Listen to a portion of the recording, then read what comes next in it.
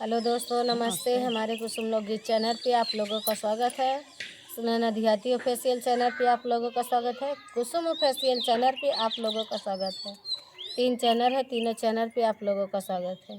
देखिए, हम लोग बगीचे में आए हैं और विदाई गीत सुनाने, वीडियो बनाने। और देखिए पीछे पपिस्ता फरा है, जिसको जिसको खाना है आ जाइए। और अब आइए, बहुत बहुत प्यारा प्यारा से सा गीत विदाई गीत सुनाने चल रही हूँ। अच्छा लगे तो गीत कमेंट अच्छी लगे, जरूर। लाइव सब्सक्राइब करें। चला आइए गीत के सुनाती हूँ। रोई रोई करथी रुदनवा गमन लई जई है सजनवा। रोई रोई करथी रुदनवा गमन लई जई है सजनवा। ठाढ़े आंगन मोरी माया जे रोमई। ठाढ़े आंगन मोरी माया जे रोमई। बपई जे रोमई दुअरवा गमन लई जई है सजनवा।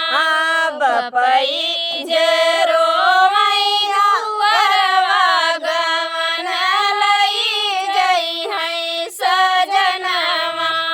रोई रोई करथी रुदनवा गमन लई जई है सजनवा। रोगन बैठी हुनकर चाची जे रोमई। आंगन बैठी हुनकर चाची जे रोमई। दुअरा पे रोमई कर चाचा गमन लई जई है सजनवा।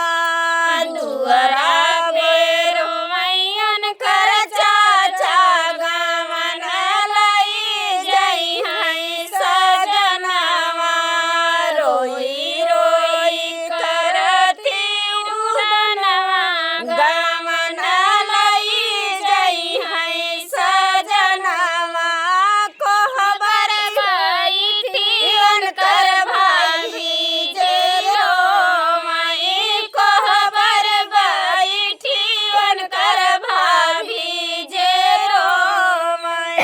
डहरी पे रोमई बीरनवा गमन लई जई है सजनवा।